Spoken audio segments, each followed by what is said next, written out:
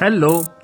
This week we are doing a flower named as hibiscus. Since we are doing flowers which are good for our health and improves our immunity and all, hibiscus has wonderful properties which helps improve our health.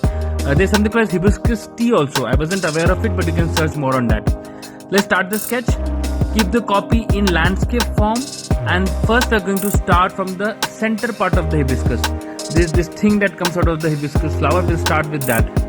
Then we'll draw the petals. Now please note each and every curve and structure of the petal should be accurate. I have started with the bottom petal, then the left petal, then the top petal. You can follow any way, but the structure should be accurate. Then we'll do the petals on the right. Again, the structure should be accurate, and last we'll do the stem and the leaf.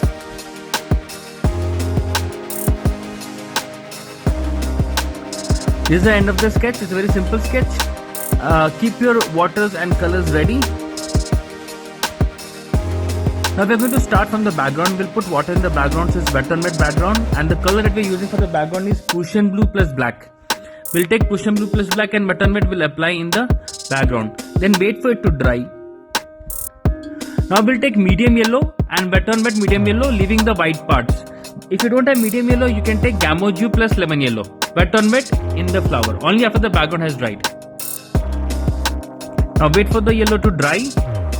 Then we'll take Gamma-Dew, that is deep orange, deep yellow, and apply wet on dry in the petals wherever we see, and vermilion hue in the center part of the flower. So Gamma-Dew and vermilion hue, wet on dry. Now this step is important. We'll take ochre yellow, wet on dry ochre yellow, petal by petal. So see, I've just done one petal. Wherever I see, you will also draw. You will also put ochre yellow exactly matching, petal by petal. Then the two petals on the right, again ochre yellow, absolutely accurate, wet on dry.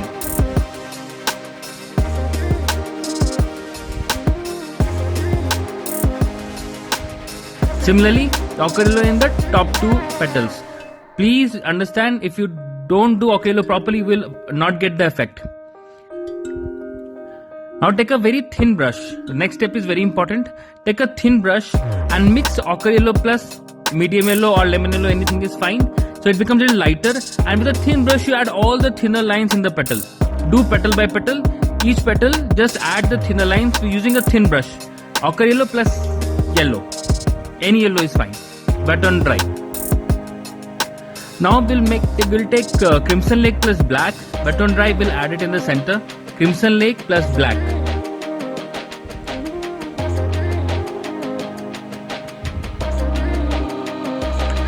Then it will get softened by Crimson Lake, wet on dry, and the Crimson Lake will get softened by vermilion hue, again wet on dry.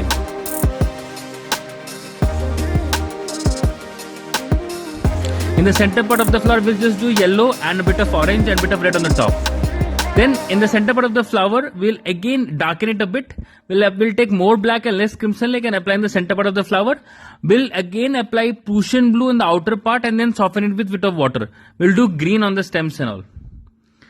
The background should be softened with a bit of water, the edges. All the best.